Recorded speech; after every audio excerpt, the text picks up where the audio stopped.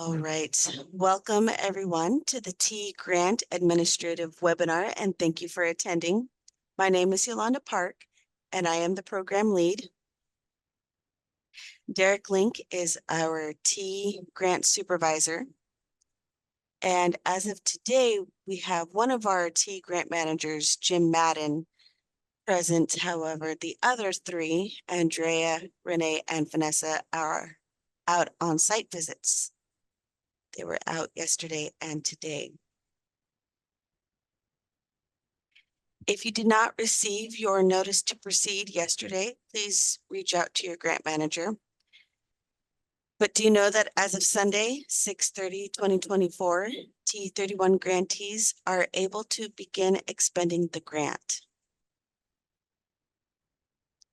Our purpose today is to help you get started on TEA31. We will provide information to ensure everyone is on the same page and to assist your staff who will complete any work related to the TEA grant. Again, please post questions in the chat and we will answer them as they come up to the best of our ability, since we're a little short today. The webinar is being recorded.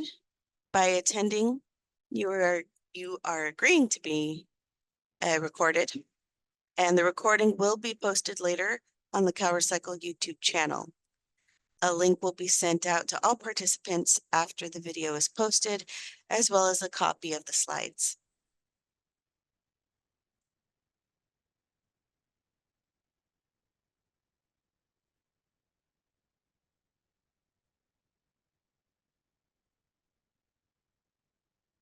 Grant agreement documents contain important compliance information about how to administer the grant. These documents are available at time of application and are also sent to you in the notice to proceed email. These cannot be changed except by formal amendment signed by both the grantee agency and by CalRecycle.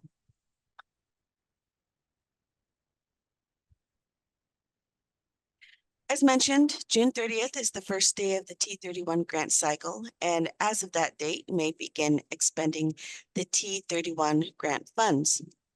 December 31st is the end of the mid-year billing cycle. February 26th, 2025 is the due date for mid-year invoice and progress report. June 29th is the end of the grant cycle performance period. And then June 30th through September 30th, 2025 is the reporting and the final invoice period.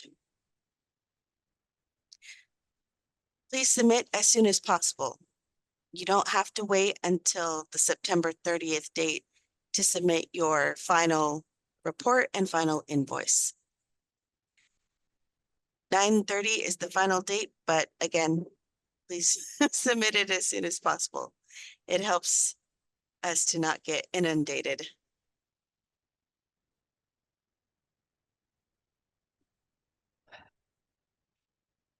As you saw during the application period, there are 8 budget categories. We'll be touching on each one, but first we'll start with the budget itself.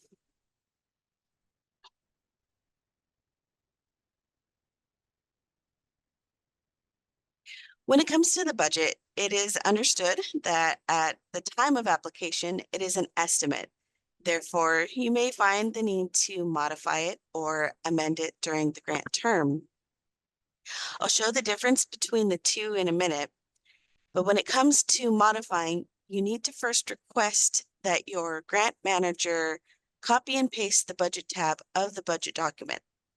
Then, in the Copy tab, insert your budget with your intended modifications. Third, submit the modified budget document and your budget modification request in writing, email, to your grant manager. Communicate 3 pieces of information in your email. Your justification: why do you need to move money? Why do you need to create or delete a line item? Where from? Which line item do you want to take the money from and how much? And then where to? The line items and amount that you want to move the money to and how much. The grant manager will reply with either approval, disapproval, or questions. Upon approval, the grant manager will adjust the budget in GMS, and budget modifications are when there are changes to category amounts, adding a line item, or deleting a line item.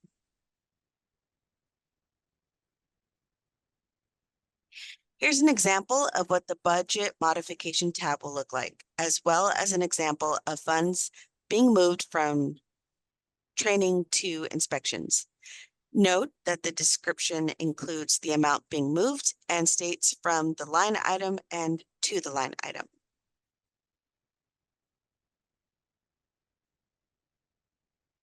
Okay, this slide goes into detail regarding the difference between modifications and adjustments. Now, I'm not going to read all of this out because it's a lot of text and PowerPoint shouldn't have so much text on one slide. But this is here so that when you get the slides after the webinar, you'll be able to refer back to this.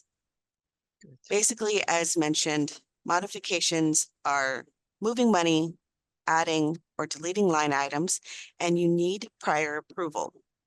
Adjustments are when you're moving monies within the category and you do not need prior approval.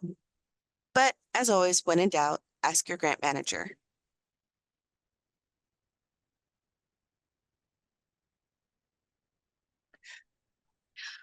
On to the budget categories, starting with admin costs. These are costs specific to implementing grant activities. There's the 15% cap, and eligible activities include progress reports and payment requests, grant-related communication, developing and maintaining a system to capture staff time and activities, internal meetings related to TEA, administrative supervision and evaluation of TEA, and development of next cycle application.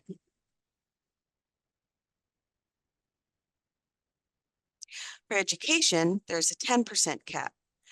And remember that education is for any training you give to businesses.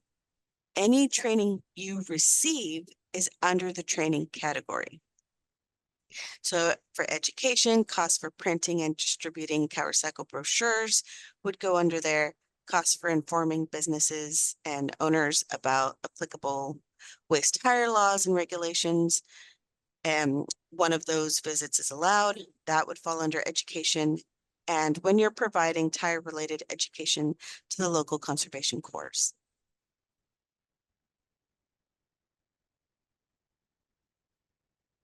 Under the category of enforcement, there are two subcategories: actions and surveillance, and field patrolling and small cleanup.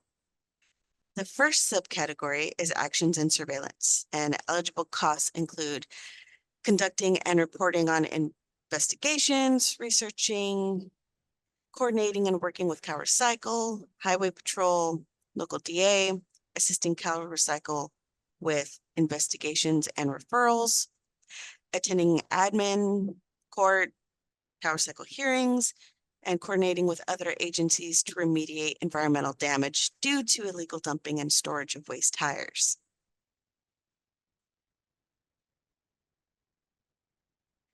The second subcategory for enforcement is field patrolling and small tire pile cleanup. There's a 15% cap, and eligible costs include the time it takes to prepare and plan field patrol, the time spent to follow up on illegal dumping complaints and referrals, cleanup of small tire piles with 35 or less tires on public land, including disposal fees.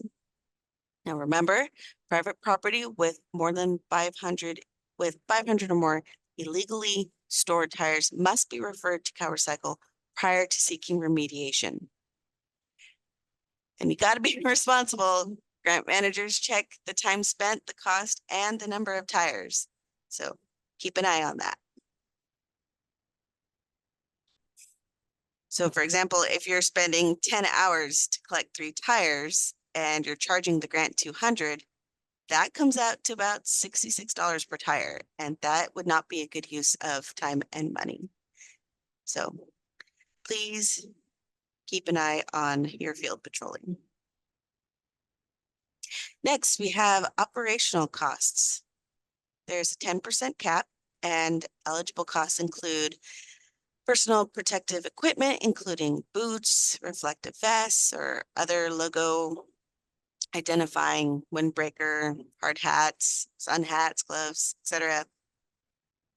Field equipment, including measuring devices, GPS, camera, accessories, cell phones, mobile Wi-Fi hotspots, computers or tablets, and other related accessories. Remember, though, that the supplies and materials must be used for grant-eligible activities, and you may only claim the cost of the item as it's proportionate to use in T. So if 50% is being used for T and 50% is being used for a different program that you have, make sure to only charge the grant 50%.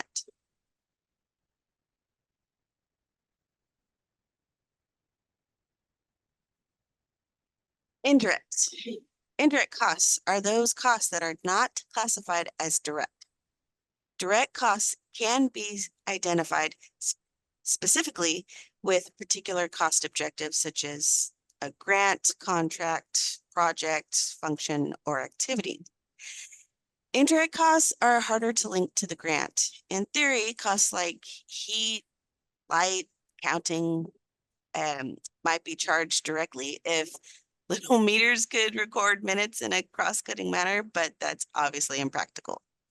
These types of costs, therefore, are not a specific program cost, but more of a nebulous one.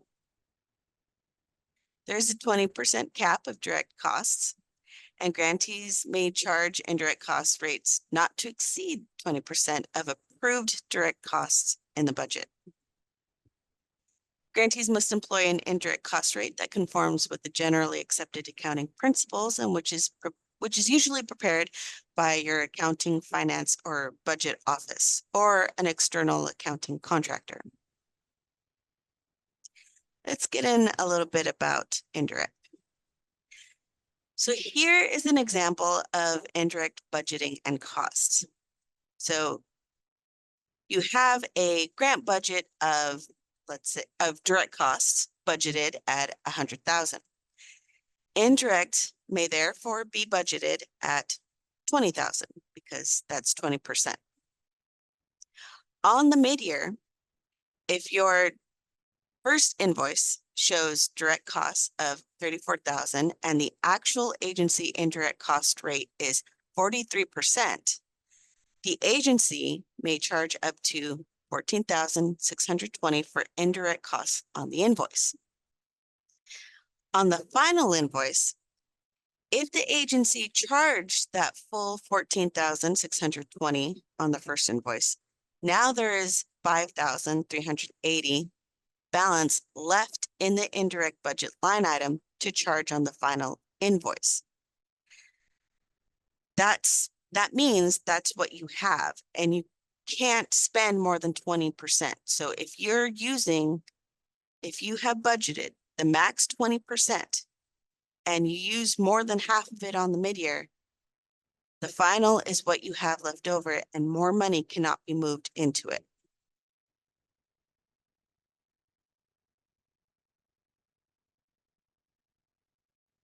All right, inspections. Inspections are the main goal of the T grant program. Inspections shall be performed in compliance with the CalRecycle Waste Tire Enforcement Manual. If you do not have it, if you need it, please ask your CalRecycle liaison. So the priority is, of course, the inspection priority work plan, which you receive during your NTP emails. The never inspected TPIDs, all other active TPIDs due for an inspection per the manual, previously inspected small quantity generators, if pre-approved by your liaison. Reasonable expenditures to carry out inspections would also go under this category. Reimbursement based on actual time spent. and tracking and documentation by TPID of all inspection hours will go under this category. Training. So as mentioned before, training is any education that you receive. You are eligible up to 8 hours per day for training that you receive.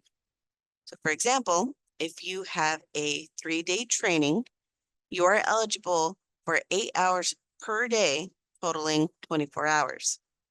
This 8-hour limit does not include travel time. If you travel for 30 minutes to training, which takes 8 hours, and then you travel 30 minutes back, you can document 9 hours, so long as you make a notation or some kind of distinction that 8 hours are for training and 1 hour is for travel. So mandatory training is roundtables, technical training series, new inspector training, and grant administration training, which is today's training. Non-mandatory training is the Cal EPA sponsored enforcement symposium, the Basic Inspector Academy, conducting effective interviews, environmental enforcement training, health and safety. And then for any internal meetings that you have, you can charge to the relevant categories.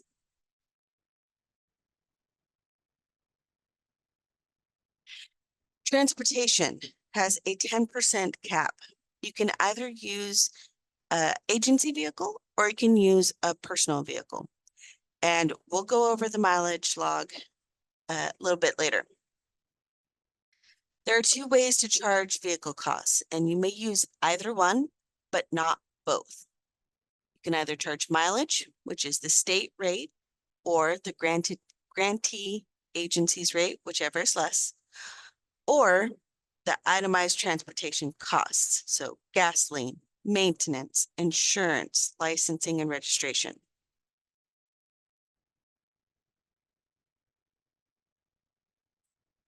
All right, on to payment requests.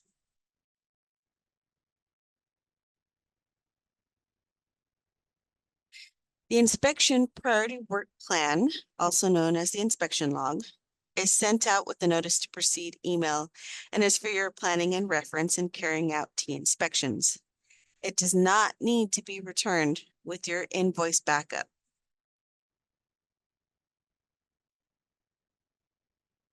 When billing for inspection hours, remember that you will not need to submit the priority work plan. We still are getting some of those. You do not need to submit them. Instead, you will enter the total inspection hours by inspector on the EIS, the expenditure itemization summary, and that's it. But do be aware and be forewarned, however, that when an audit occurs, you will still need to have timesheets that account for each inspector's time, and notes must be associated with that time by TPID. Auditors will aim to ensure that inspectors billed during an invoice period were actually inspected during that period. Okay. So please do keep your documentation. Grant managers can also ask for copies at times of accounting in order to conduct a desk audit, but you do not need to submit time accounting as backup with the invoice.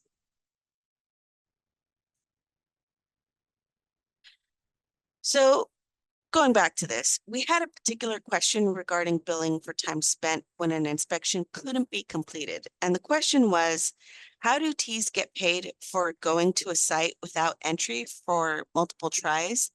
And also, how do they bill for that time without an inspection report?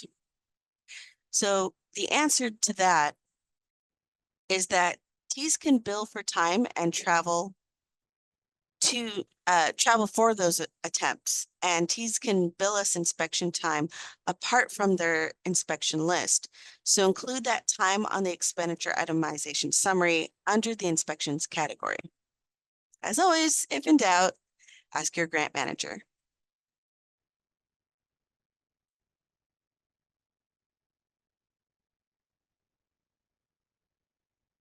WTMS records.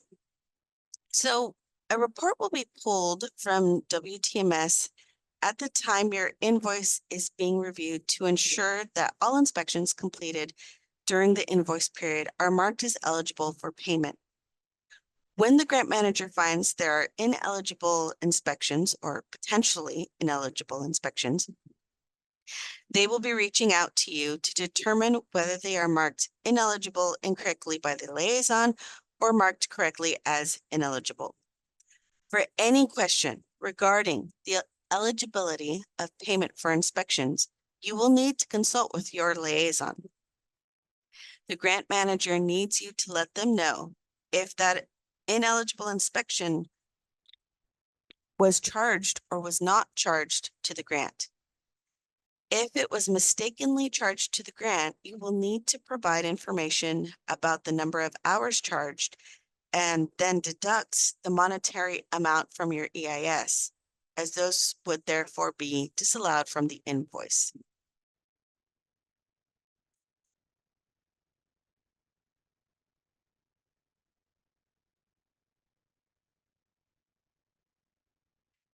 Back in cycle 30, we had a new reporting type that was made available in WTMS to T staff.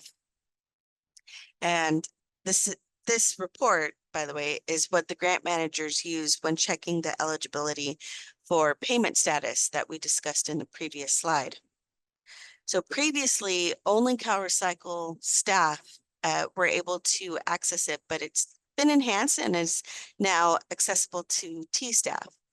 It includes information that may help you to fill in required grant paperwork and stay informed about inspection statuses. Let's touch on that a bit. So this is what the report looks like in WTMS. It shows the list of inspections, the dates of when inspections were conducted and submitted, the inspector name, enforcement status, payment eligibility, and payment notes, and a whole lot more information. To access the report, click on the reports link at the top right part of your screen and select Inspection Payment Status.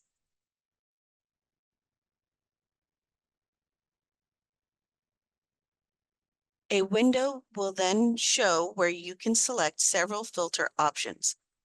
T grantees can only see inspections conducted by their own staff. After making your filter selections, click the search button.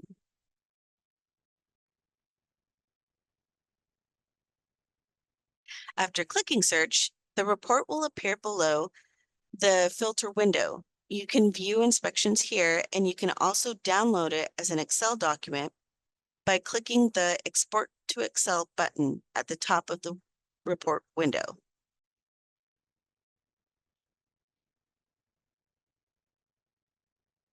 An Excel version of the report is then downloaded with the information that met your filters.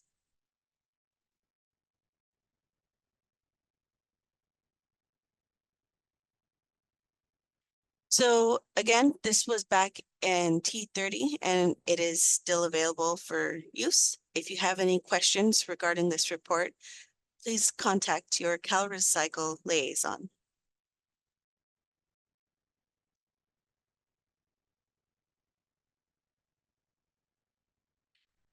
Now, onto mileage.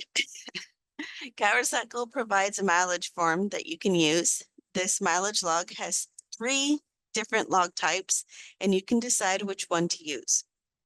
Please note, though, that whether you choose one of the logs that CalRecycle offers or you choose your own agency's log, please stick to only one for the cycle to keep things consistent and to avoid accidental erroneous overlap.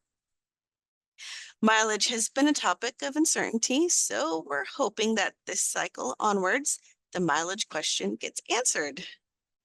And as mentioned, there are 3 types that we are going to go over.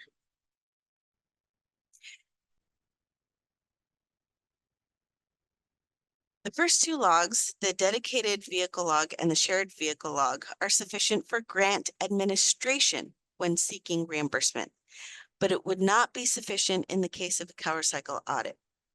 If you use one of these logs, you must be sure to keep detailed records that back up what you are providing to CalRecycle. The third has been reviewed by CalRecycle audits and therefore would be sufficient documentation, provided that the information entered for the destination is detailed enough to be able to identify that location. I will go over what I mean in a bit. Again, you could submit your own agency's log so long as the detail matches one of the logs provided in CalRecycle's form. If it matches one of the first two, you'll have to be sure to keep detailed records that back it up. If it matches the third, then it will be sufficient in case of an audit. And I know I'm repeating myself, but I do so in hopes of being absolutely clear. And because this is recorded, I also do so to ensure that you need to refer back to this webinar to be clear what is needed. So let's get into each one. First, we'll go over the shared use tab of the mileage log provided by CalRecycle. These are vehicles that are sometimes used for TE, sometimes used for other programs or purposes that are not TE related. This includes both agency vehicles as well as personal vehicles. There will be a tab for instructions, and then the next tab will have a blank copy for you to use if you so choose. The purpose column is a drop-down menu that you can select, and it will enter into the cell. At the bottom, it will automatically calculate the total miles. The rate and the cost will only be on the EIS. Your own records that you keep should have specific and more in-depth details as mentioned before for audit purposes.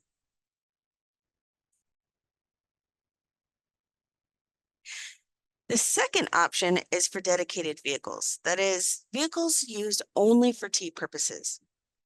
In this case, you could select the month using a drop-down menu and then enter in the vehicle information, then the miles. Again, rate and cost will only be on the EIS. The purpose column is also a drop-down menu to select from, and in this case, you're selecting the primary purpose, that is, the main use of that month's trip. If it was mainly inspections with some training, maybe some enforcement, just put in inspections because that was the bulk of it. Again, your own records that you keep should have specific and more in-depth detail as mentioned before for audit purposes. And then again, at the bottom, it will automatically calculate the total miles. The third option is simply named mileage log. This has been reviewed and approved by CalRecycle audits. Enter in the information requested as you see here. Note that the total column automatically calculates in two ways. First, it automatically calculates the difference between the ending mileage and the beginning mileage. Second, it will automatically calculate the total number of miles at the bottom. In the destination column, enter in the name of the location and the address. If you go to more than one place, enter in each location name and address. If you don't have a name and address, such as the case of picking up tires from the side of the road when, doing field patrolling and small cleanup, be as detailed as possible with the location's coordinates. Enter in every purpose of the trip in the purpose column. For example, if you are doing inspections, field patrolling, and going to a training all on one occasion, enter in all three of those purposes in the purpose column. You can also enter each occasion separately by entering each on its own row. For example, on October 12th, you may have had 3 trips, one for inspection, one for field patrolling, and one for training. You can enter the date 3 times, each on its own row, and enter in the rest of the information accordingly. If in the case of having to report trips made on the same day by different people doing different activities, enter each inspector on their own row.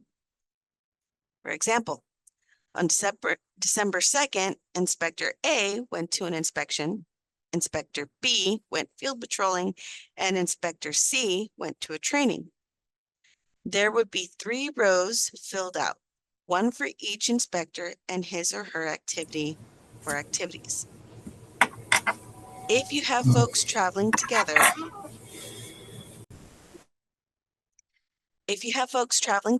for example, 2 inspectors going to an inspection, have the person claiming the mileage enter in the information. If you want to document that another person was traveling with the one claiming the mileage, enter their name in the purpose column. If you are traveling together, each person can put their time spent in the EIS under inspections.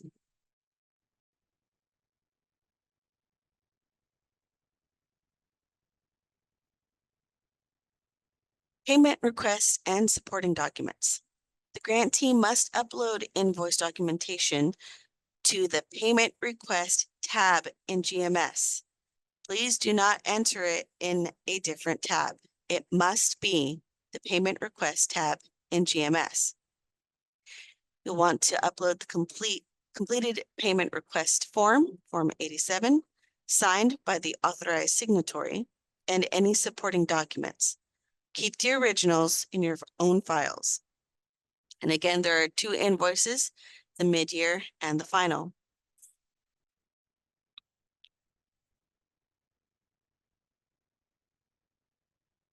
To reiterate, you do not need to submit the personal expenditure summary forms. Those are old forms, and sometimes grant managers are still getting those. You do not need to submit those. You do not need to submit the old field patrolling form. There's not a new one. There's just that old form, or the priority inspection work plan. Here is a list of the required forms and documentation, as well as what is not required.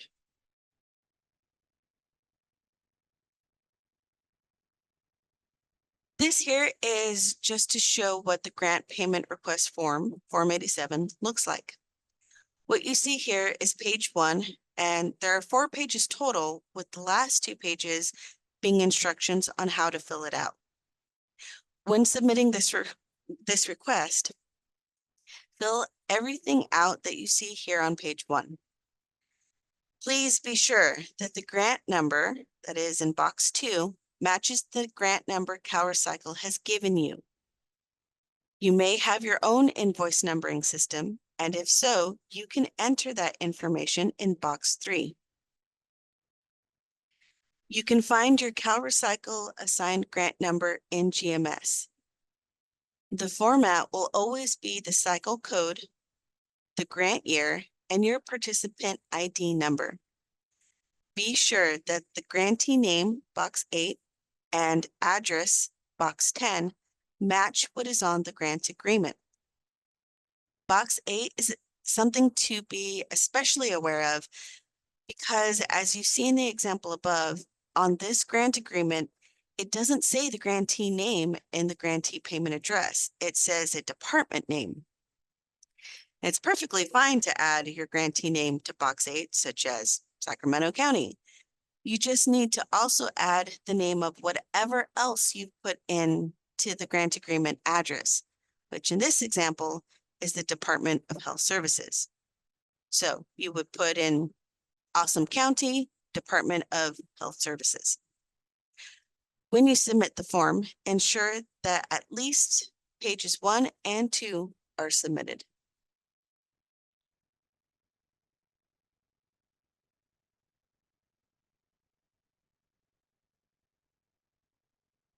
Okay, the expenditure itemization summary, the EIS. There are no changes to this form. All personnel hours are entered with the name and hourly rate of the employee. For inspections, all associated time, which is the reports, the research, etc., can go under this category. Completed inspections are entered into WTMS and need to be approved as eligible for payment by the liaison. Rates must match hourly rate document, even if there is more than one rate. So if you have more than one hourly rate for someone, then each rate should be entered and should match the hourly rate document. In the example you see here, this person had 3 rate changes during the mid-year portion of the cycle, and each rate is entered on the EIS. The hourly rate document shows the 3 rates as well as the pay period for which the rates are applicable. This way, it shows that there was no overlap.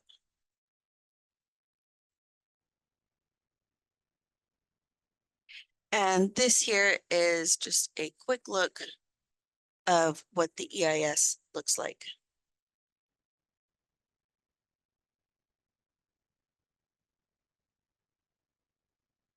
Please be sure that the amount entered into GMS matches what is showing in the EIS. All categories should match GMS. So for example, if the EIS shows $100 under training, there should be $100 entered in GMS under training, and vice versa. Sometimes the total amount requested on the EIS does not match the total amount requested in GMS, and you will see a penny difference. This is because Excel has a different rounding mechanism than GMS. So after you enter your amounts into GMS, please double check if it's matching the EIS both in category amounts and in the total amount.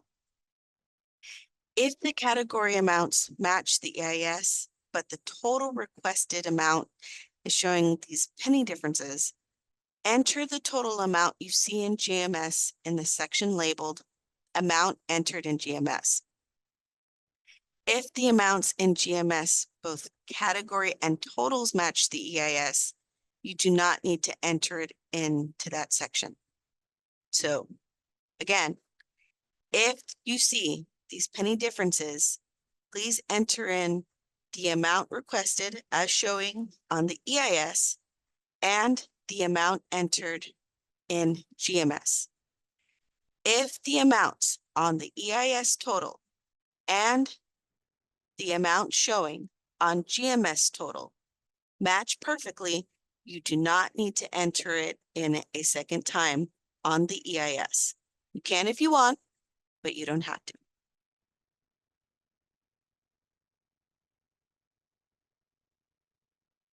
So for expenditures, you need proof of payment for things that are $500 or more.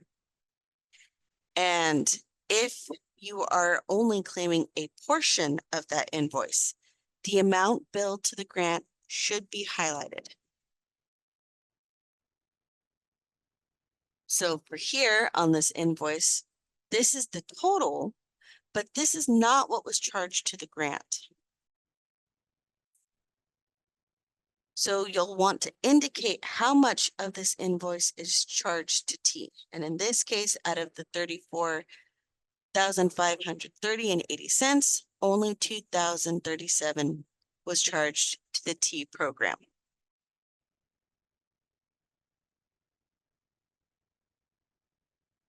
The travel expense log.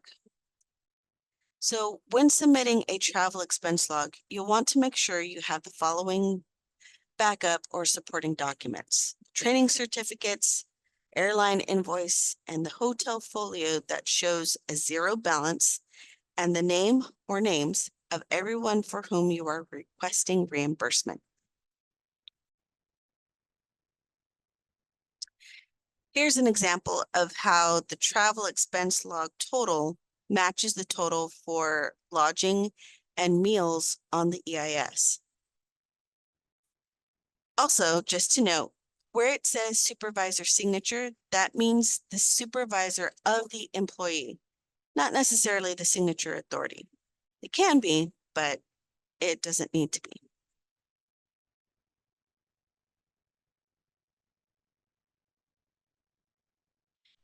Receipts such as for a hotel should show a $0 balance.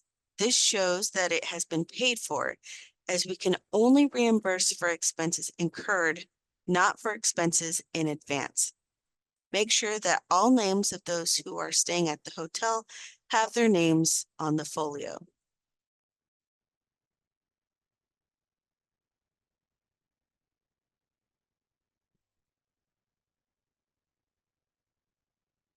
When requesting travel reimbursement, be sure to check this link provided here to know what the most current eligible amounts are for lodging, transportation, and meals. We did recently have an update, and by recently, I mean as of January 1st, 2024, to what was allowed for travel reimbursement. So please do check out that link and get updated.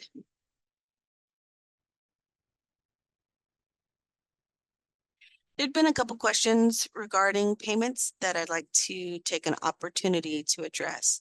And one of those questions was, can mid-year costs be billed on the final invoice?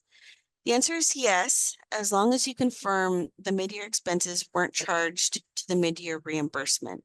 You can charge it to the final, but please let your grant manager know ahead of time. And this does not mean that you can skip over the mid-year invoice entirely. Okay, this is just kind of, if you had one or two expenses, maybe you forgot to add, you can put it on the final. Another question is, if Ts have an invoice that is dated during the mid-year, June 30th to December 31st, but they don't pay it until after the mid-year, after December 31st, can that payment be charged to the mid-year invoice? Now, the answer to that is because this is a reimbursement-based grant, you can only charge for what you have already paid. So if the invoice was not paid during the mid-year, the payment cannot be charged to the mid-year reimbursement. You would have to request that reimbursement on the final.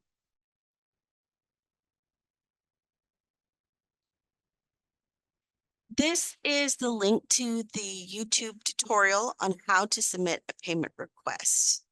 The tutorial is a very good resource, and if you haven't seen it yet, please do. If you have, please see it again. It's a good refresher.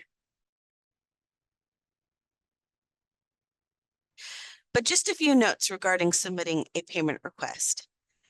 After you log in, you'll land on the GMS homepage. Click on Grant Management to access the administrative portion of the grant. This is where you can submit payment transactions and progress reports.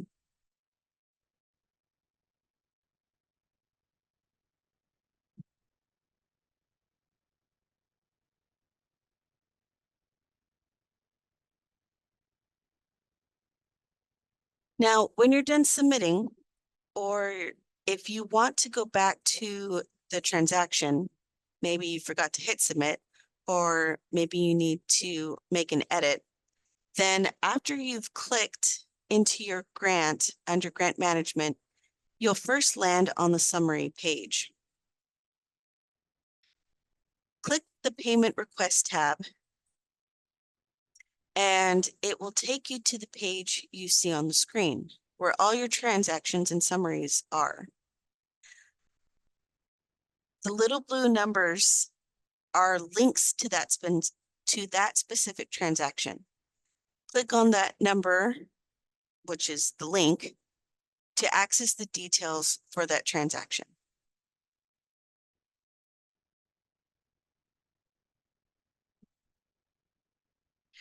Remember, you are not done with your payment request until you've hit the submit button.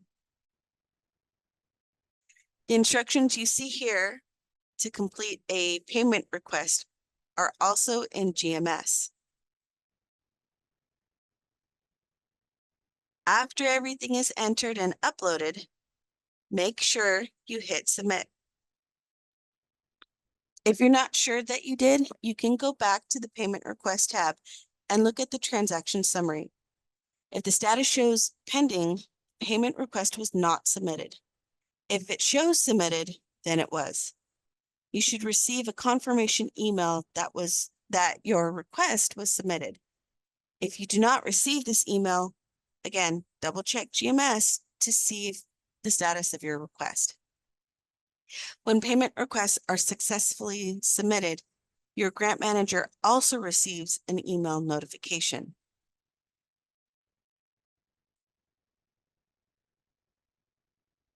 This is also why it is important to ensure that you are uploading your payment request in the payment request tab and not into a different tab.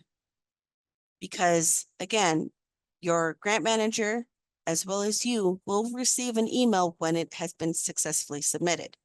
If you put in documents or other things, your request, into a different tab, such as the Documents tab, no notification is sent and your grant manager will not know that you had submitted those documents. Documents that are submitted in the Payment Request tab, as well as your Payment Request is also timestamped when it is submitted. If it is shown as pending, it will not be timestamped.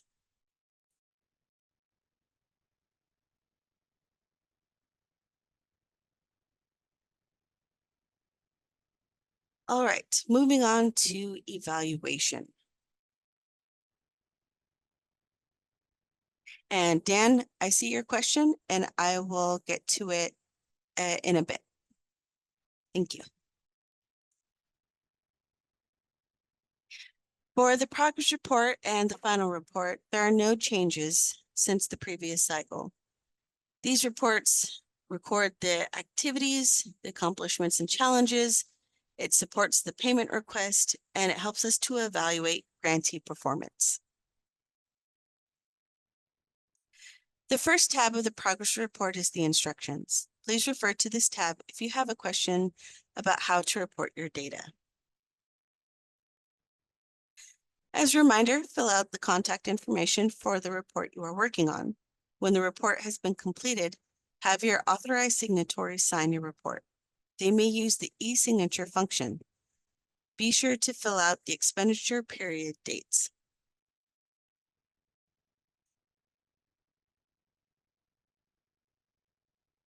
Please briefly answer the executive summary questions and check the boxes that apply under other programs. When you fill in the inspection data, please make sure your information reconciles with your original priority report and the WTMS data management system. The columns in light gray labeled mid-year and total on the final tab 2 will automatically populate. Only enter data in the center column in the white cells. The dark gray cells will also auto-populate, so no numbers need to be entered in those cells. If you know of any discrepancies, please contact your grant manager.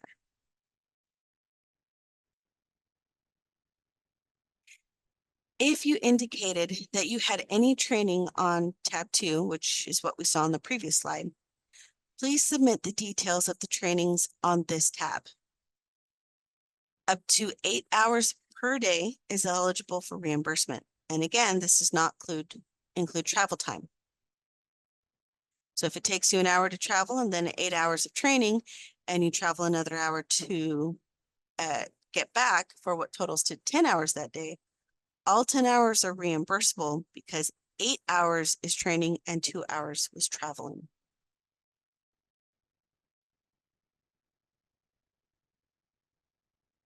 The progress report template is available on the Summary tab in GMS, and it is also given to you in your Notice to Proceed emails. These reports should be uploaded to the Reports tab in GMS. Again, please upload only to the Reports tab.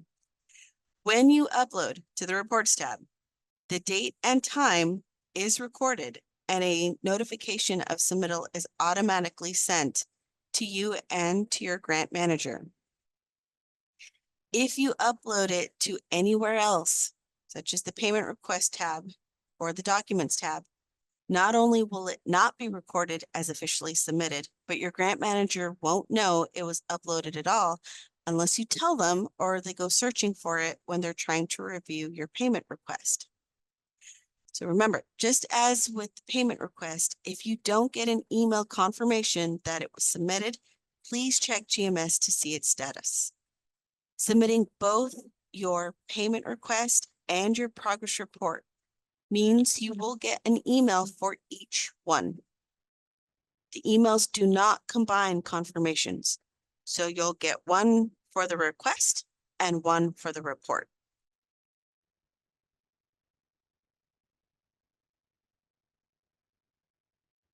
CalRecycle has some tutorial videos for GMS, so please check those out. And if you are in need of further assistance, as always, contact your grant manager.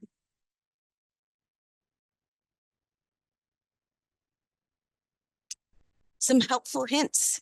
Save your NTP email, please, and refer to it. It has all the documents you need. Read your grant agreement terms and conditions and the procedures and requirements carefully. When in doubt, ask your grant manager. When in doubt about inspections, ask your CalRecycle liaison. And record your activities and personal time often.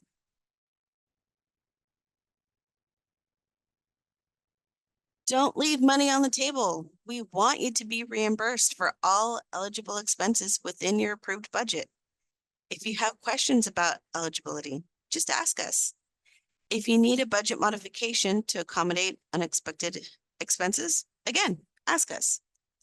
Money is left when you don't charge indirect or admin or space or mileage, or you're not charging for collaborative meetings that involve tea activity. So let us know. We are here to help you.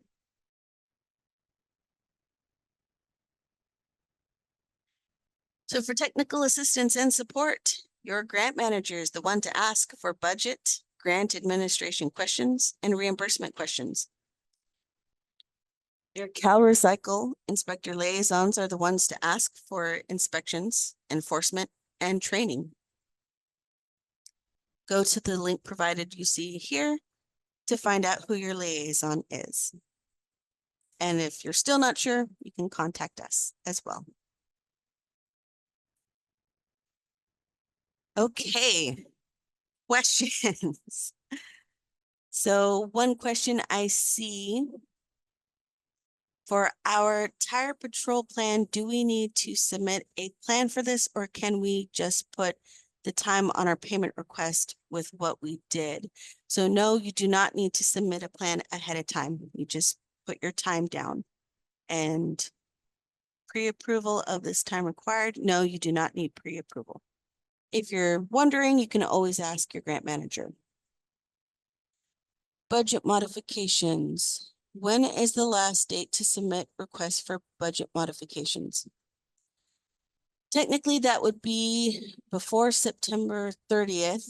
It may depend on the modification requested, only in the sense of it may depend on what you're requesting exactly, because if you're requesting something that you purchased within the reporting period, then it's quite possible that would not be eligible. So do contact your grant manager. However, for most budget modifications, you have until the 30th, which is the due date. Okay, I'm looking for any more questions. Can we use the same mileage log we used during T30? No, please use the one that is sent out with your NTP email. And the reason for that is that not just the third one, the one that has been reviewed and approved by CalRecycle audits was added, but there had been some minor formula fixes and changes in the previous two, that is the shared vehicle and the dedicated vehicle tabs as well. So please use the most current mileage log. Okay, will we get this presentation emailed to us? Yes, when the recording has been uploaded to YouTube The link will be sent out to everyone, including a copy of the slides.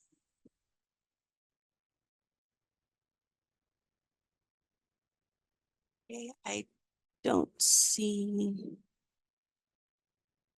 didn't get the notice to proceed email yet. When can I expect to get it? So, as mentioned at the beginning, we have 3 of our TEA grant managers, Renee, Andrea, and Vanessa, out on site visits yesterday and today, and they tried to have auto send, so, so it could automatically be sent out yesterday, but it was a little tricky, and so it may not have gone out. If it's not out today, it should definitely come to you tomorrow. Please reach out to your grant manager, but you are able to begin expending TEA31 grant funds as of Sunday, 6/30/2024. What forms are not needed to be sent in again? So that would be the personnel expenditure form, which is an old form. So for folks who are new, you don't need to worry about it. It's mostly for folks who remember those forms. The priority work plan and the field patrolling personnel form. Those 3 forms you do not need to submit.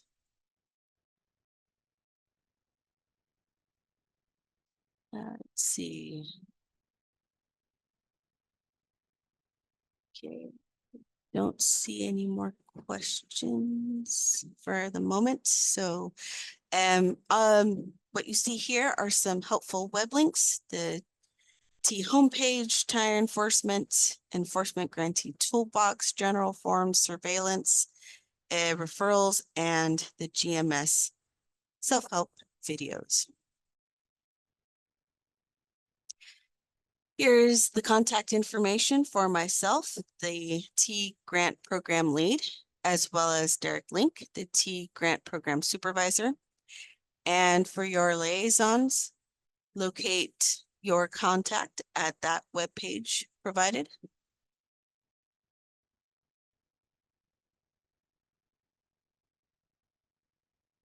Here are your grant managers and their grantees.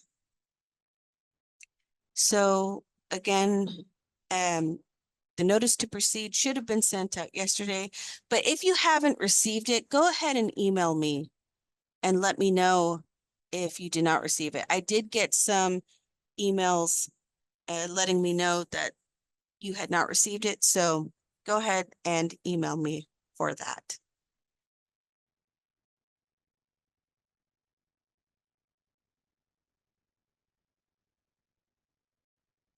That's all I have, and I don't see any more questions, so thank you everyone for attending.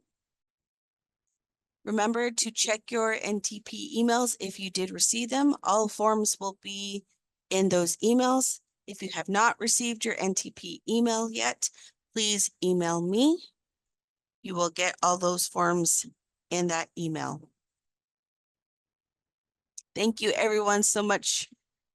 I appreciate all of us here at CalRecycle, appreciate your hard work, appreciate what you do. You keep this program going, and we are very thankful for it.